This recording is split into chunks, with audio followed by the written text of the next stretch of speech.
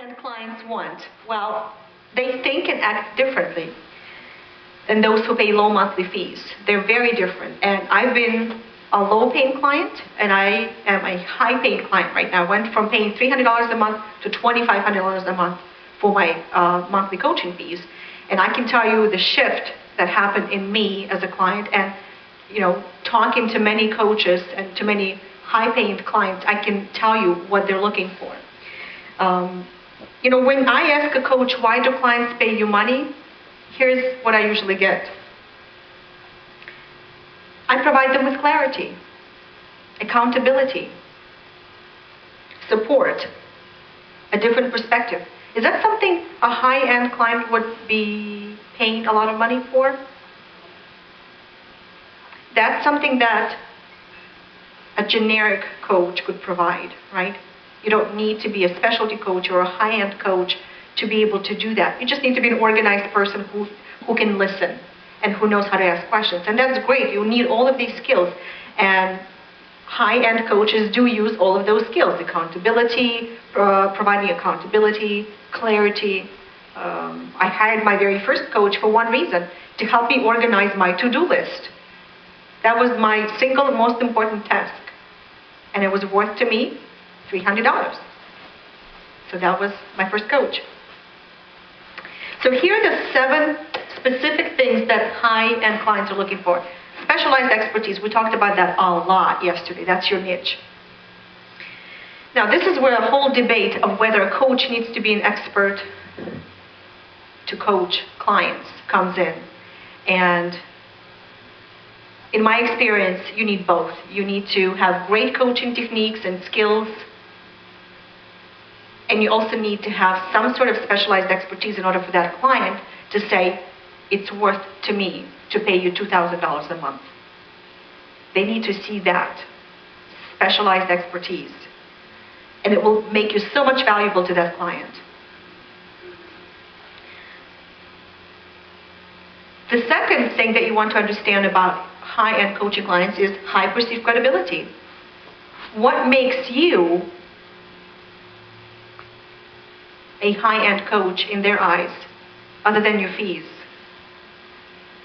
Well, are you a book author? Have you founded a specialized community of any kind? Maybe you have a membership website in your niche market. Do you organize annual events for the people in your industry?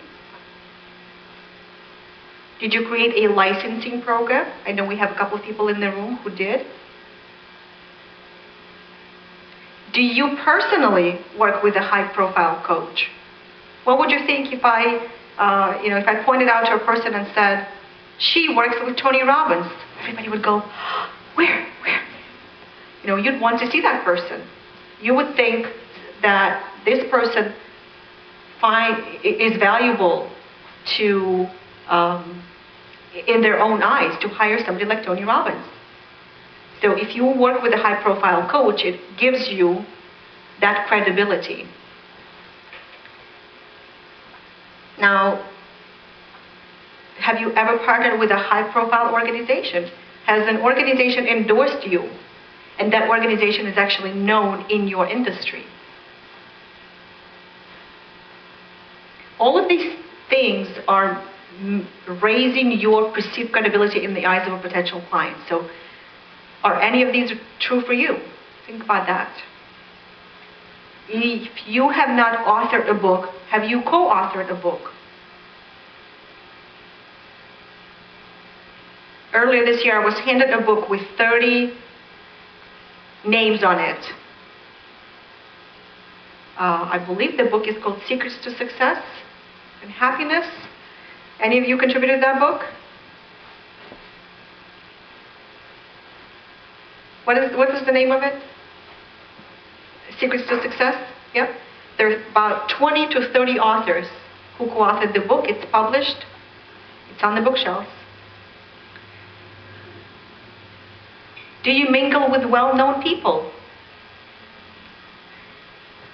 I have never seen this person in my life before, this lady. But the fact that she's standing next to Brian Tracy and Mark Victor Hansen tells me she must be important. she must be high profile on some level. Now, you wouldn't hire her based on that fact alone, but if you were considering between 2 or 3 coaches, she would be your first choice, probably. Aside from other variables such as fees and expertise and things like that, she would clearly stand out in your mind. So what I'd like for you to do is to take a minute and think about some of the names that come to your mind in your market. And why do they come to your mind right now? What makes them special?